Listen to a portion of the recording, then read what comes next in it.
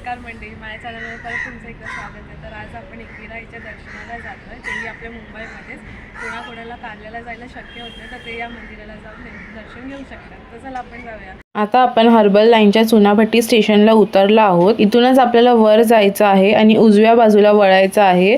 तिथून खाली शिड्या उतरूनच आपल्याला रिक्षा भेटेल, ती पकडून आपल्याला देवीच्या मंदिरात जायचं आहे. हे मंदिर चुनाभट्टी ईस्टला आहे. आपण रिक्षाने किंवा चालतही जाऊ शकतो. चालत 5 ते 7 मिनिटाच्या अंतरावरच आहे अगदी. इथून पुढे गेल्यावरच आपल्याला चुनाभट्टीचं मच्छी मार्केट लागेल. त्याच्या लेफ्ट साईडलाच देवीचं गेट आहे.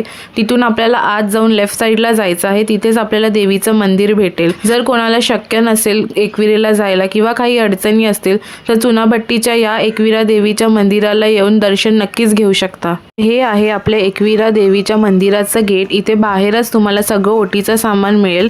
ही ओटी इथे 100 रुपयाला भेटते. इथे ओटी घेतल्यानंतर इथूनच पुढे आपल्याला लेफ्ट साईडला जायचं आहे आपल्या मंदिराकडे.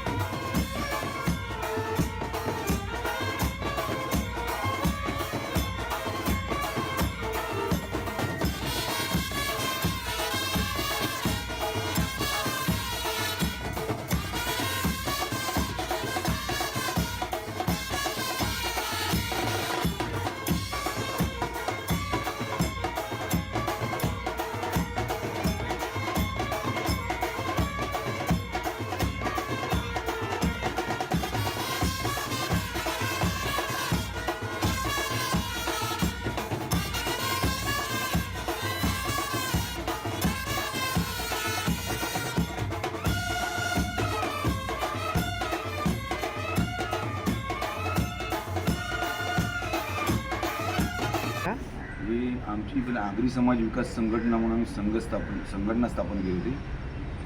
समाजासाठी काहीतरी करावं अशी इच्छा होती. त्यासाठी समाजासाठी इथे पहिलं आम्ही ऑफिस बनवलं होतं. 2002 साली संघटना स्थापन झाली. त्याच वेळेस इथे छोटंसं एक मंदिर होतं आपलं एकविरायचं. या मंदिर जिथे आपण आता आहोत तिथे छोटं मंदिर होतं.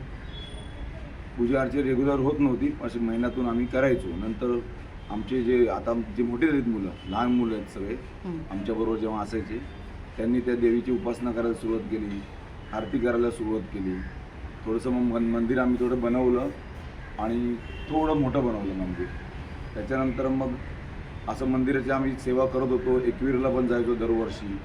त्याच्यानंतर आगरी समाज विकास संघातर्फे ते मंगेश कुडाळकर आमचे आमदार आहेत, त्यांना आम्ही विनंती केली.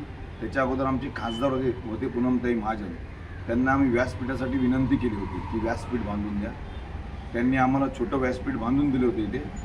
मग त्याच्यानंतर त्याच्यात मोठं व्यासपीठ पुन्हा करायचं होतं, मंदिर बांधायचं होतं. मग आमचे स्थानिक आमदार आहेत मंगेश कुडाळकर, त्यांच्याकडे आम्ही गेलो आणि साहेब आम्हाला असं मंदिराचं जीर्णोद्धार करायचं आहे आणि व्यासपीठ बांधून हवं आहे. त्यांनी लगेच व्यासपीठ बांधून दिलं आणि मंदिराचा 2024 रोजी जीर्णोद्धार करून प्राणप्रतिष्ठा केली. आणि सदरची जी आता मूर्ती आम्ही धुळ्यावरून त्याचं जे मुखवट आहे ते धुळ्यावरून आणलेलं आहे. पंचधातूंचा मुखवट आहे. बरेचशा भक्तांनी इथे थोडेसे देणग्या पण दिलेल्या आहेत. त्याच्या माध्यमातून आता मंदिराचं एक काम चालू आहे. आणि देणगी द्यायचं असेल तर तुमचं काही कॉन्टॅक्ट नंबर वगैरे आहे तर सांगा. देणगी आमच्या संघटनेशी संपर्क साधायचा आहे आणि अध्यक्ष खजिनदार त्यांच्याकडे देणगी द्यायची. अच्छा, हुबेहूब देवी एकविराईसारखीच दिसते. आणि आम्ही या मंदिराच्या माध्यमातून म्हणजे सांगू इच्छितो की फक्त हे मंदिरच नाही आहे, तर आम्ही या येणाऱ्या पैशातून एक अभ्यासिका चालवतो. ग्रंथालय आणि अभ्यासिका आहे. त्याच्यामध्ये जे लोकसेवा आयोगाच्या परीक्षा देतात मुलं, ती मुलं तिथे अभ्यासाला बसतात. त्यांची आम्ही तिथे सोय केलेली आहे अभ्यास करायला. त्यांच्यासाठी मटेरियल, त्यांना इंटरनेट सुविधा, अशी सुविधा उपलब्ध करून दिलेली आहे. जे एक 7-8 महिन्यापूर्वी तेथील एक मुलगी MBBS त्यातून उत्तीर्ण झालेली आहे. आणि गेल्या आठवड्यामध्ये CA ची एंट्रन्स परीक्षा एक मुलगा पास झालेला आहे. आणि सगळे होतपूर्व विद्यार्थी तिथे येतात आणि त्याचा खर्च आम्ही या मंदिराच्या उत्पन्नातून चालवतो. अच्छा, धन्यवाद.